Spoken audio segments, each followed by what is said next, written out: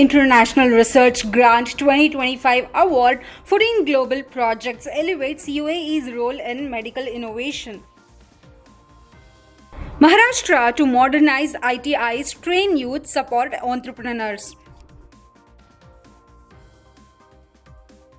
No arbitrary fee hikes by private schools, warns Delhi CM Rekha Gupta. DU's Veer Savarkar College reserves one seat per course for girls.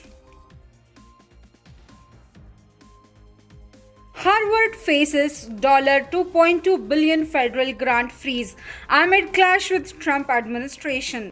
Hello everyone, welcome to the Education News Network. I am Pallavi Kulkarni and today's top news are: Ajman UAE, the first Tumbhe International Research Grant Cycle, launched by Gulf Medical University and backed by Tumbhe Group UAE, concluded with a grant ceremony on April 15, 2025. From 192 applications from 34 universities worldwide, 14 pioneering research projects were awarded from AED 3 million fund. The initiative, launched to transform GMU into a global research hub, covers fields like precision medicine, AI, cancer immunology, and digital health. HE Dr. Sheikh Majid bin Said Al Nuaimi presented the award on behalf of Ajman's Crown Prince. The fund is set to expand to AED 10 million over 3 years, emphasizing GMU's commitment to international collaboration and healthcare innovation. The Maharashtra government has signed 3 major MOUs to modernize 20 IITs and train 9,750 youths, mentor 5,000 small entrepreneurs. Signed in the presence of CM Devendra Fadnavis and top officials, the MOU involves Shri Shri Rural Development Program Trust, the Schneider Electrical India Foundation, Diasara Foundation and Project Mumbai. Over 3 years, electrical workshops and labs for solar industrial automation will be upgraded. Selected electrician trainees will undergo free 15-day training in Bengaluru. A phase plan targets youths in Mumbai, Pune and Nagpur regions. Additionally, Diasara will support micro-entrepreneurs, while Project Mumbai will provide skill training for differently abled students, including India's sign language curricula and job placements. New Delhi Chief Minister Rekha Gupta directed strict actions against private schools arbitrarily increasing fees or harassing students and parents on Tuesday. Following complaints raised during a public dialogue, Gupta stated that any fee hike without due process is illegal and will attract penalties. She emphasized that Delhi's education system must prioritize students' welfare and accountability.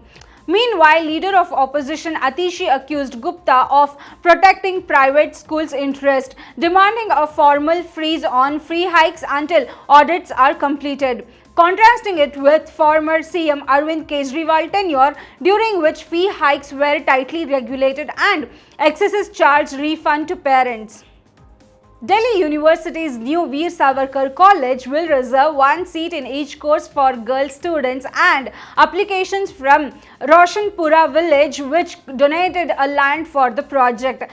Located near DU's West Campus, the Rs 140 crore college will offer 60 seats in each BSc Computer Science and BBA from this academic session. Vice Chancellor Yogesh Singh confirmed that this dual seat reservation will continue with the future course additions. The campus features 24 classrooms, 40 faculty rooms and modern amenities.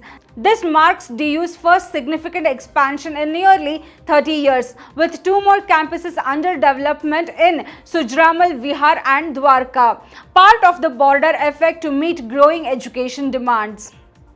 Harvard University is facing a $2.2 billion freeze in federal funding after refusing to comply with the Trump administration's demand to limit campus activism and overhaul admissions, hiring and diversity audit policies.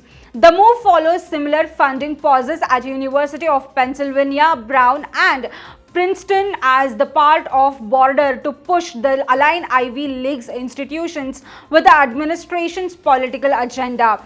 The government's demand include banning face masks, seen as targeting pro-Palestine protest, and defining students groups promoting illegal activity. Harvard President Alan Garber commended that the action, calling it unconstitutional and threatening academic freedom. The standoff has sparked protest and a lawsuit from the AAUP and alumni support urging Harvard to resist political coercion.